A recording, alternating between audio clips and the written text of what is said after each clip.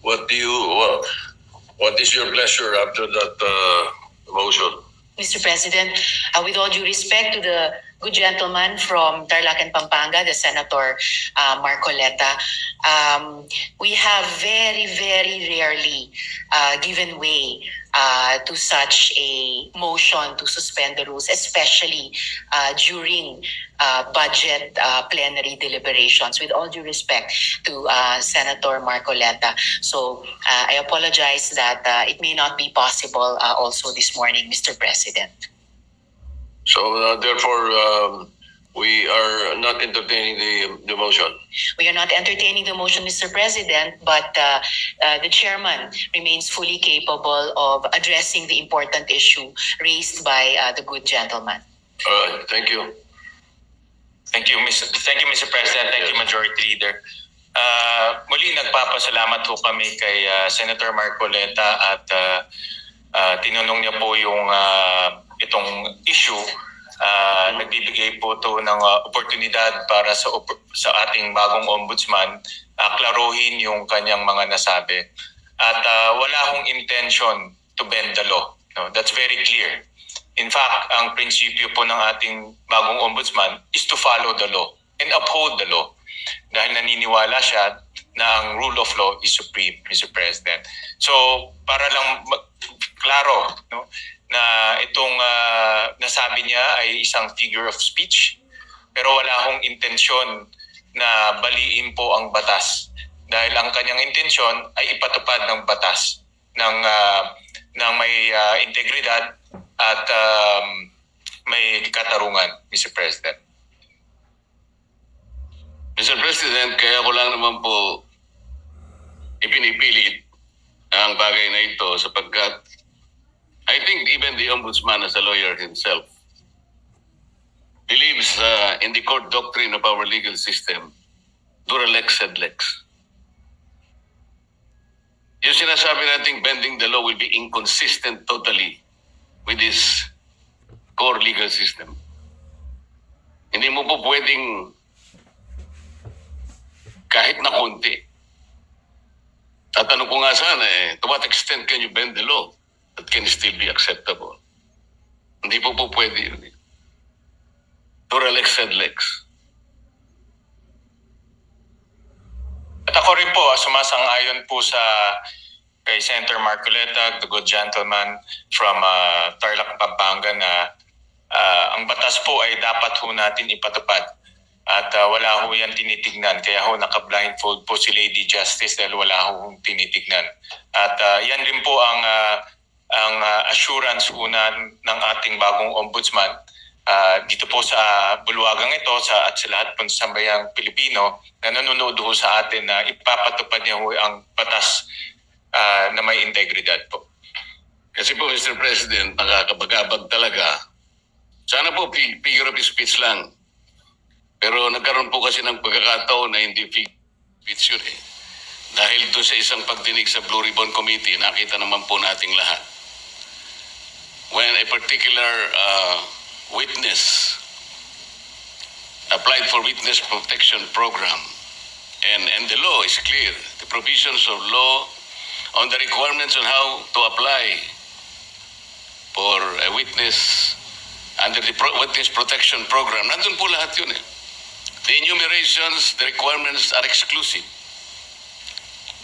Pero sinabi po ng ating ombudsman, then the Secretary of Justice, pinipilit po merong restitution. I advise him that he cannot do that because restitution does not appear in the law. But Mr. President, he insisted. So doon po nagkakaroon ng problema. While publicly, he declares that he upholds the law to the fullest. Pero in reality, it is not being done. How can you put a requirement which is not in the law? And he said that was his opinion. His opinion will not even matter, Mr. President. Does that opinion will even prevail over the strict provision of law? Yun po yung aking ikinatatakot, ikinababahala, na nami-mislead po yung ating mga mamamayan eh. pati ang ating processes po ay nalalagay sa alanganin. That is why this is very important na kailangan po masettle natin ang issue ito. We cannot bend the law.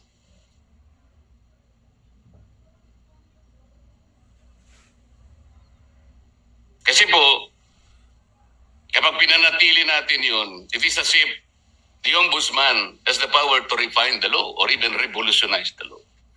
No one can do that, Mr. President.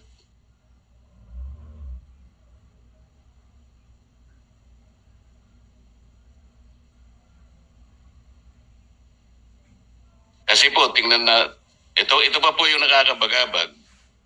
Still falls on this very subject, Mr. President.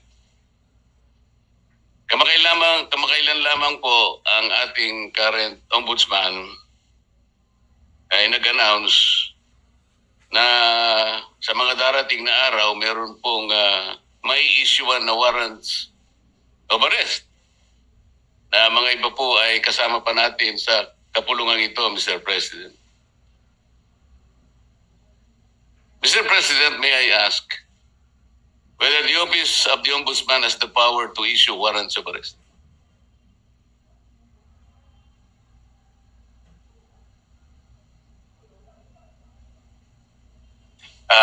No, Mr. President. Ang trabaho na ho nila, ang responsibility ho nila is to ensure accountability, Mr. President. Tama naman po yun at ako'y naniniwala. Pero bakit niyo po kaya nasabi yun that on such a particular date warrants of arrest will be issued? Does he think that he can preempt the Sandigan Bayan or even the RTCs, Mr. President, to issue the warrants?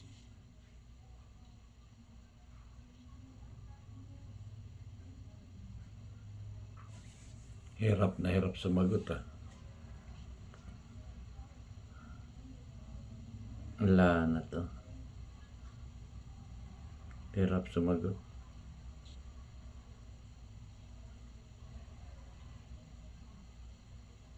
Ano na ang sagot? Wala to. Dead air. Mr. President, this is a indicative timeline. Meron ho kasing sinusundan ng ombudsman na timeline at base po doon sa mga nakita nilang ebidensya, nakita ho nilang mga krimen na ginawa po ng iba't ibang personalidad. Kaya po ito ay parte lang po ng kanilang timeline. At yun lang naman po yung in-explain ng kasalukuyang ombudsman, Mr. President.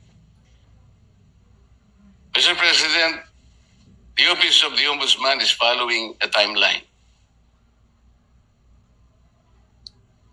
So paano po niya nasabi na on December 5th, anong date po ba yun? Ito po yung nakakatakot, Mr. President. Paano po natin mapapaniwalaan na sa timeline na sinet ng ombudsman, may palalabas na yung warrants of arrest? Hindi ba ang ibig sabihin nito, pwede niyang i-preempt ang decision ng Sandigan Bayan or the RTCs because he is following a timeline. And the most intriguing issue here, Mr. President, is that he might be able to influence and preempt the decision of the RTCs and the Sandigan Bayan just to make that timeline a reality. This is a very dangerous proposition, Mr. President. But Mr. President, hindi naman po, dahil alam naman ho natin ang Sandigan ay under the ambit of the judiciary.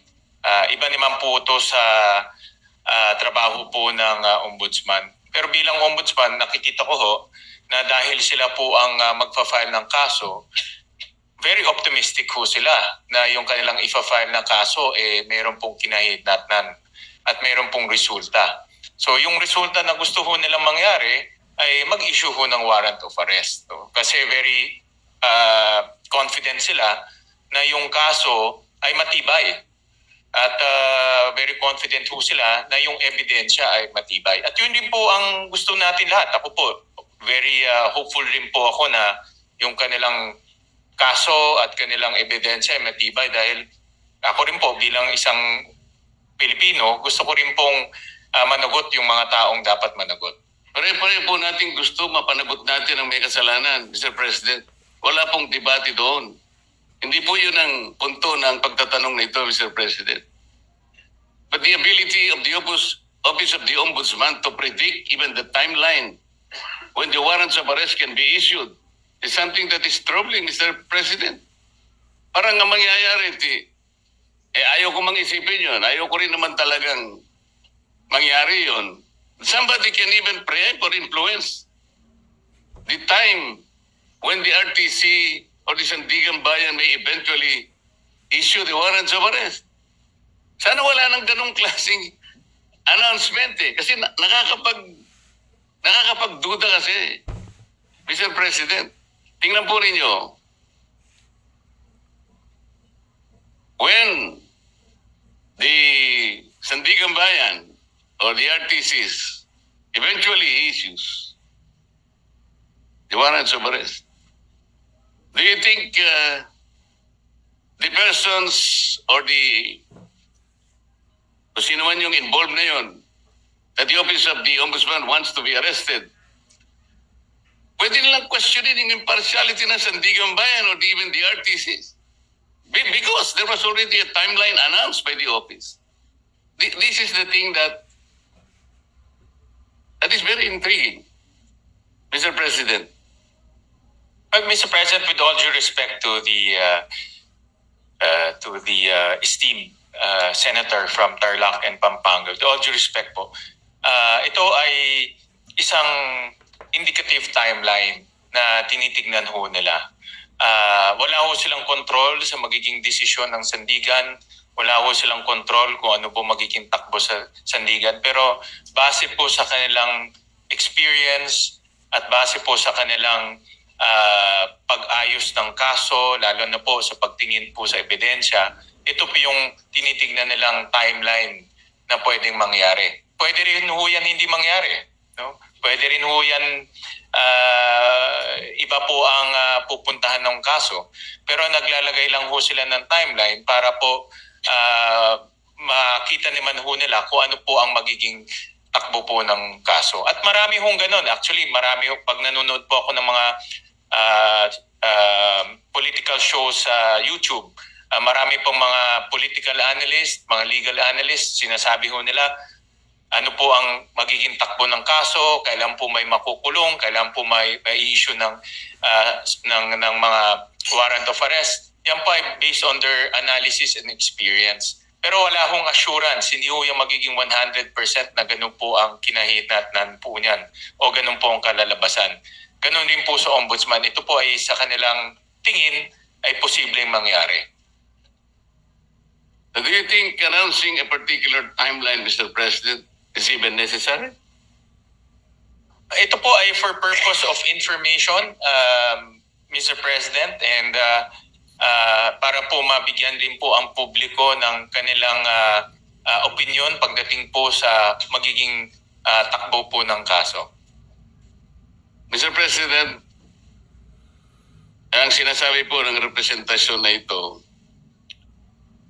hindi naman kailangan pang i-announce yun Dahil magkakaroon lang po ng pagdududa ang ating mga mamamayan, lalong-lalo na po yung mga taong gusto nating ipa-aresto, sapagkat hindi naman kailangan na mag-announce pa. Kasi kapag sinabi mong meron po kaming timeline, parang siguradong-sigurado na po kasi ng opisina ng Ombudsman na talagang mag-i-issue yung either the Sandigan Bayan or the RTC doon sa panahon na kanyang tinutukoy. At di bali, maiisip ninyo, nasa ilalim pala ng impluensya ng Ombudsman o ng RTC, ang mga korte, naiimpluensyahan pala ng Ombudsman ang mga korte. Ganun po yung magiging maaaring isipin. Maaaring hindi totoong yun ang gustong gawin ng Ombudsman. At naniniwala naman ako na hindi niya intention yun. Ngunit para bigyan po ninyo ng pagdududa ang ating mamamayan, lalong-lalo na po yung mga taong involved nga at gusto nyo ipa-aresto, parang hindi kailangan pong mag-announce pa eh. That is the only point, Mr. President. Yeah, I'm sure andito po ang ating ombudsman at nakikinig ho siya sa mga suhestyon ng ating senador at bibigyan ho nila yan ng konsiderasyon. Salamat po sa sagot. Mr. President, yung ating pong deputy, ano yung tawag doon? Deputy Overall Ombudsman ay taga-Bisaya, Mr. President.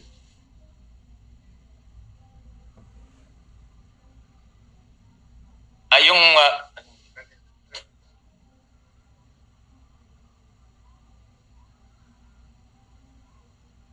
Tinatanong lang taga-Bisaya, ang tagal sumagot.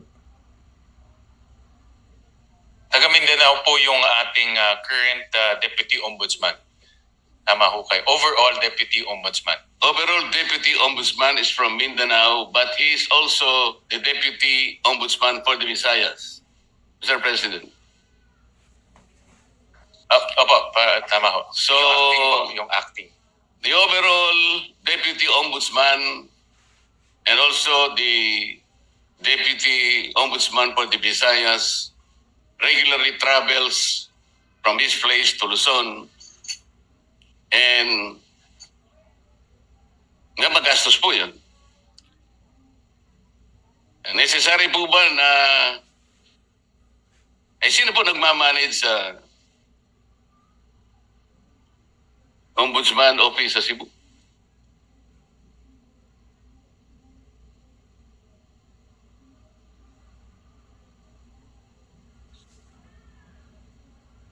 Ang tagal sumagot, ha? Nag-iisip pa. Mr. President, Senator Marcoleta, temporary po na bakante ho yung position na yon. Pero later on ho, ma-filled up rin ho yung position. Pero sa ngayon po, dahil bakante ho yun, minomonitor po ng ating ombudsman itong mga opisina ito gamit po ang modernong teknolohiya tulad po ng Zoom, tulad po ng conference calling. So in other words, hands-on po ang ating ombudsman na sinisugurado niya itong mga opisina na ito ay tumatakbo ng maayos. Alin po yung bakante, Mr. President? Yung overall Deputy Ombudsman o yung Deputy Ombudsman for Visayas? Ang tagal na naman sumagot dyan, sigurado. Ang tagal.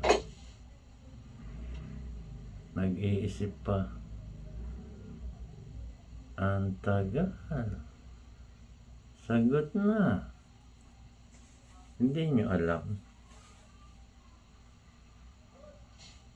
Ang bakante po ay yung overall Deputy Ombudsman for ito po ang bakante po. Yung overall Deputy Ombudsman ang bakante po. Yes. Dahil po suspended yung current overall Deputy Ombudsman. Kasi po kaya ako tinatanong to, Mr. President, napakagastos po yung regularly na pagta-travel po ng Deputy Ombudsman. Galing pa siya ng Mindanao. Meron pa siyang gawain dito sa Maynila dahil nga overall Deputy Ombudsman. Naisip ko po na unnecessary expense po yan sa opisina ng Ombudsman. Ang direksyon po ng ating bagong ombudsman ay talagang gawing episyente po ang opisina. Natural lang naman po kung may bagong liderato, inaayos niya yung kanyang opisina sa nakikita niyang pinaka-episyenteng struktura, Mr. President.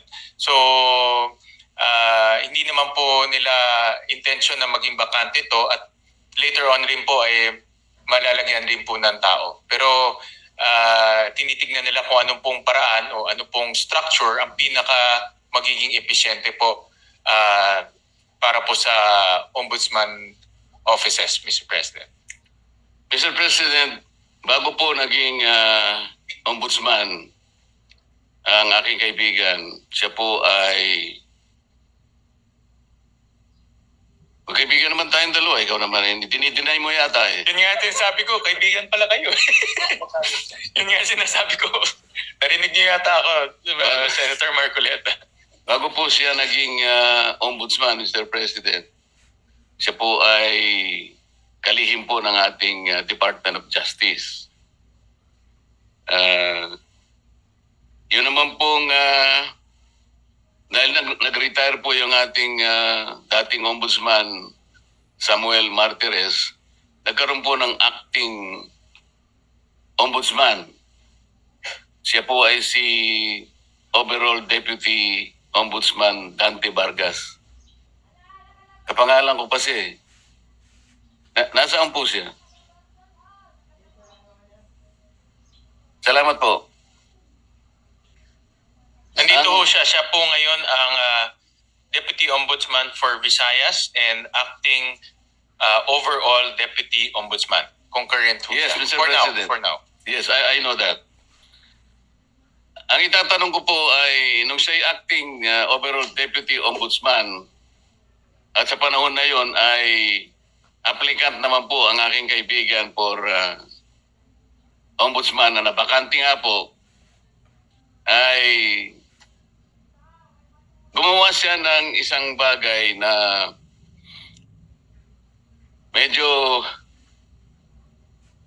napaisip ako, Mr. President. Ang tinutukoy ko po ay yung isang office order na kanyang pinalitan. Ang office order na ito po ay kinapapalooban ng parang double docketing. Ngayon, nung siya po ay acting na ombudsman, inalis niya po yung dating memorandum order requiring double docketing. At siya ay gumawa ng isang parang office memo or memorandum na doon po ay pinalitan niya yung office order at may kalakip pa pong isang directive na lahat ng mga complaints, lahat ng asunto, lahat ng habla, administrative man yan, criminal o kahit ano yan, na napapaloob 10 araw bago maging effective yung kanyang order which was issued on September 17, 2025 ay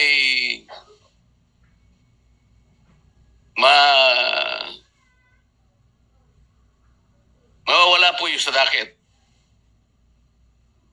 Ibig sabihin, ma-undocket yung mga complaints. 10 araw bago ma-issue yung kanyang memorandum circular or memorandum order.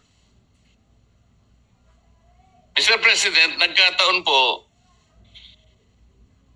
hindi ako nagkakamali, September 15 yata, ay nag-file ng complaint sa maraming opisyalis ng ating pamahalaan. Kasama po yata si noon ay dating Secretary of Justice, ang aking kaibigan.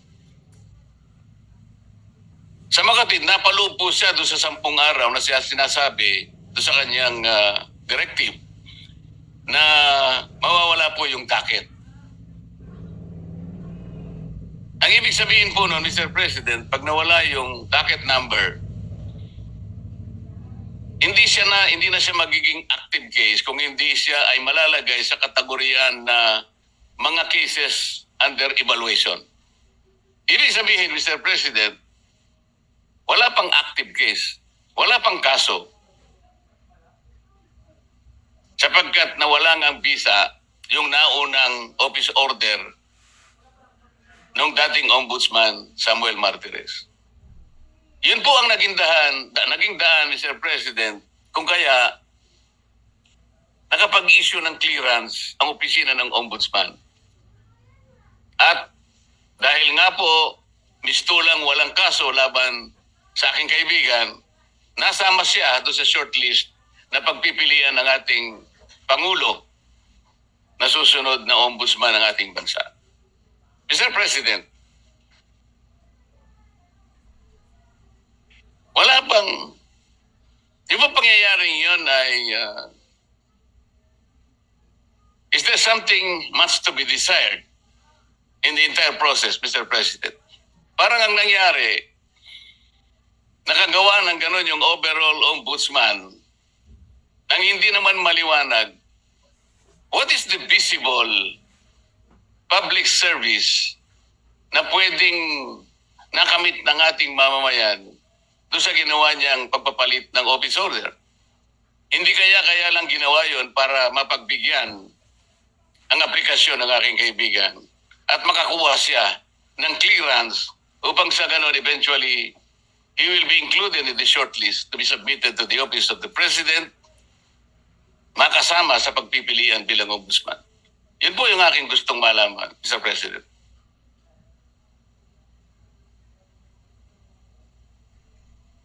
Dead air na naman. Nag-iisip na naman yan kung ano sasagot. Mahihirap ang mga tanong But Mr. President, sa explanation ho sa akin ng Ombudsman, itong rule on auto-docketing, na-issue ho to noong July of 2025 ni former Ombudsman Martires bago ho siya nag-retire. At nakita ho nila na hindi ito dumaan sa tamang proseso.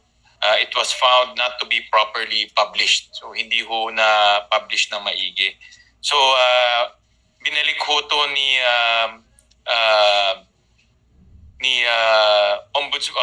overall Deputy Ombudsman Vargas at binalik ho doon sa original na proseso ho nila dahil itong auto-docketing sa tingin ho nila ay prone to abuse at pwede pong magkaroon ng mga problema sa mga darating. So binalik ho nila sa dati pong proseso. Hindi po ba ang dapat na ginawa, Mr. President, pinablish na lang? Kung yun po ang pinakamagandang remedyo, publication lang naman pala ang kailangan. Di sana nung makita po na unpublished, kung totoo man na hindi na-publish, ipapublish lang, hindi po ba? Hindi yung totally gagawa ng isa pang panibagong memorandum na kung saan ay yung timeline na naman po ang pinag-uusapan dito eh. Bakit naman 10 araw bago lahat ng complaints na ipinail sa opisina ng ombudsman within 10 days prior to the issuance of that memorandum ay ma-undocketed? Hindi ba parang sinadya naman para masaklaw na yung complaint ni Mayor Baste Duterte ay maisantabi at mawalan ng effect kung pag-uusapan ay yung pagiging active case. Di ba parang strategy.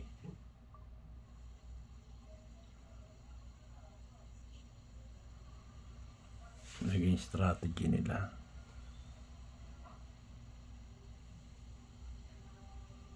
Well, nung naging acting po si overall Deputy Ombudsman, pinag-aralan ho nila mabuti itong auto-docketing at nakita ho nila na prone to abuse ho to dahil pag-file mo, docketed na ho kagad without any analysis.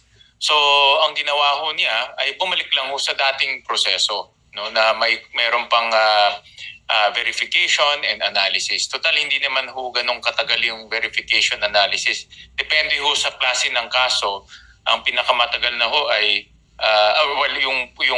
yung verification po can happen between 48 hours to 72 hours. No? So, ang naging dahilan po is sa tingin nila ay prone to abuse po itong auto-docketing. So, yun po yung naging kanilang desisyon. No? Kaya malik lang po sa original na proseso. palagay niyo po tama yung argumento, Mr. President, ay bakit naman 10 araw ang sinaklaw? Kasi po pinag-uusapan natin, September 15 po yung date ng complaint yata ni Vice Mayor Baste. O kung halimbawa 3 araw na lang o 2 araw, hindi nasasaklaw yung... yun po yung gusto lang nating linawin. Kasi parang halata po Mr. President. Para mawala po sana yung pag-aagam-agam ng ating mamamayan. Kasi sinadya po.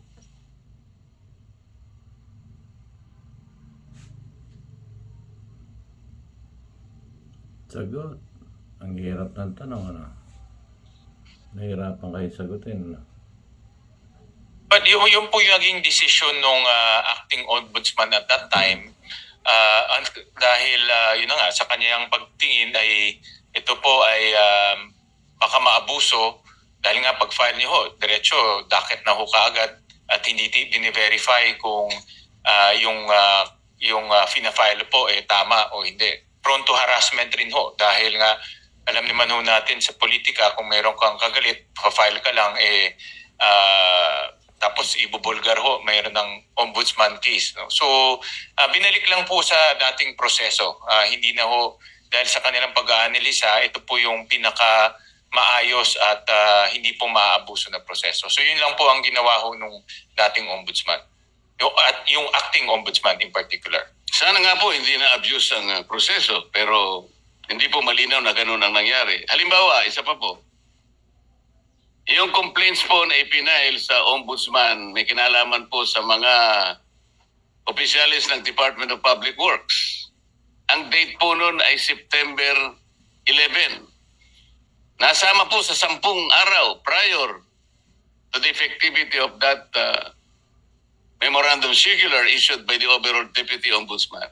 Ngayon, kung di po ako nagkakamali, 15 sa 18 ipinaghabla na opisyal ng DPWH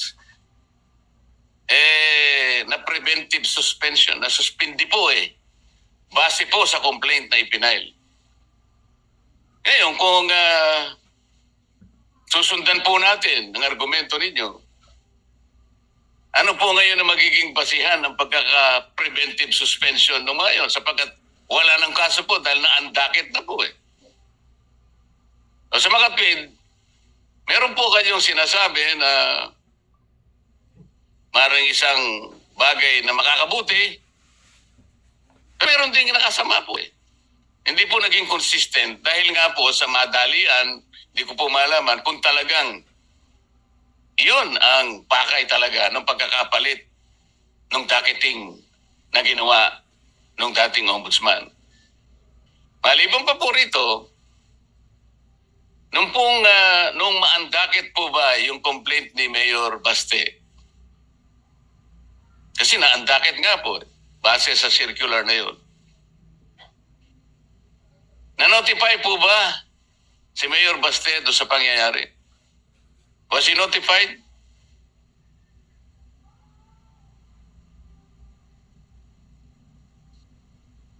Sagot. Ako po nga. Ang hirap ng tanong, ano, kaya ang tagal niyo sa... Maraming salamat po sa tanong, Senator Marcoleta. Andito po yung ating ombudsman at nakikinig ho siya sa inyong mga suggestion, lalo na doon sa mga bagay na sa tingin nyo ay hindi ho malinaw o pwede pong magdulot ng kaguluhan sa isip ng taong bayan. At siya naman po ay bukas yung kanyang isip para po maayos itong mga proseso na ito. Ngayon, in relation doon po sa inyong tanong, yung DPWH cases po, eventually ito po ay nadakit at iniimbestiga na ho. No? So, itong mga final po na cases ay ngayon ay inimbestiga na at iniimbestigahan na at eventually po ay magpa-file na rin ho sila ng mga kaso sa sandigan. So yun po ay tumatakbo na, in other words. So pwede ho maging kampante ho tayo na hindi ho yun ay, hindi, yung mga kaso ng DPWH ay hindi po nawala. Bagkus yun po ay tuloy-tuloy na inimbestigahan at magfa-file na rin po ng kaso. Hindi po, tinatanong ko lang doon, Mr. President, dahil nga po sa pangyayari na yun, hindi po naging consistent ang aplikasyon. Dahil nga, na preventive suspension yung mga opisyalis, tinatanong ko lang po, parang wala nang base sapagkat nawala po yung docket eh. Yun lang naman po yung tinatanong ko. Ibig sabihin, kung may ginawa kang isang bagay na nakabuti, meron din nakasama. Nawala ng basis din po yung kabila. Tama po. Kung po sa katanungan nyo kung na-notify si Mayor Baste, ito po ay internal process ng ombudsman. So, sa tingin ho nila ay hindi na ho kailangan i-notify. No? So, ito po itong proseso na ito, yung pagdadakit o pag-verify, ito pa internal process po nila. Ganun na lang po ang kanilang pangangatwiran, Mr. President. Paano naman mangingigibabaw ang isang internal process ng ombudsman? Doon po sa malakihan at napaka-importanting provision ng ating saligang batas na due process. The first requirement of due process is notice. Ibig ba sabihin po, wala man lang karapatan ng isang tao na naghabla para malaman niya kung anong kinahinatnan ng kanyang asunto? Na hindi man lang sinabi sa kanya na, yung asuntong pinail mo, inalisan na namin ang docket dahil sa mga ganitong mga alalahanin na aming nakita. Doesn't he deserve to be notified, Mr. President? Because if he was notified, he could have been given the chance to file a motion for reconsideration, which is again a part of due process.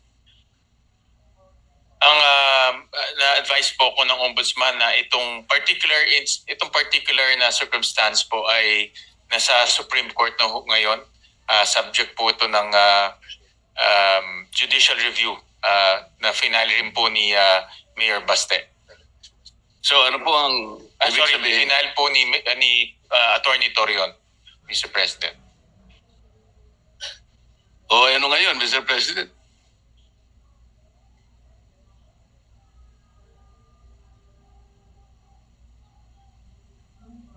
So ito po ay under the judicial review po ng Supreme Court. Oo nga po.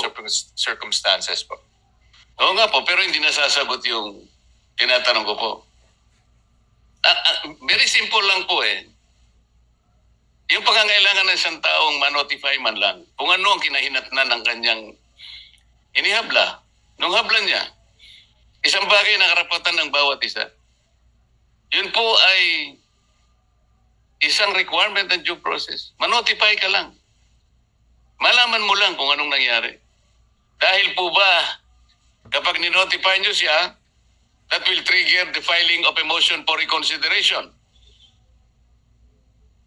At base po sa rules ng ombudsman, mangangailangan po kayo at least ng 15 days. Para sa ganon, ma-resolve ninyo yung kanyang motion for reconsideration. Hindi nyo kailangan yung 15 days kasi nga, baka hindi maisama sa shortlist ang pangalan ng aking kaibigan. Ito po yung ating sinasabi. Mr. President, sana po lahat ng ginagawa natin ay nasa ilalim ng transparency. Ito po ang pinakamabuting magagawa natin sa ating bansa, lalo na ngayon na maraming tao po ang nalulungkot, baka hindi lang nalulungkot, nagagalit sa mga nangyayari. Kung hindi po tayo transparent, wala tayong kakayahan na sabihin sa kanila, ilantad, buksan sa kanila ang kaganapan ng nangyayari.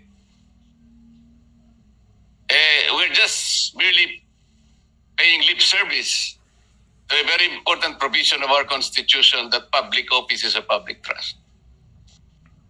Maraming salamat po sa panahon, Mr. President.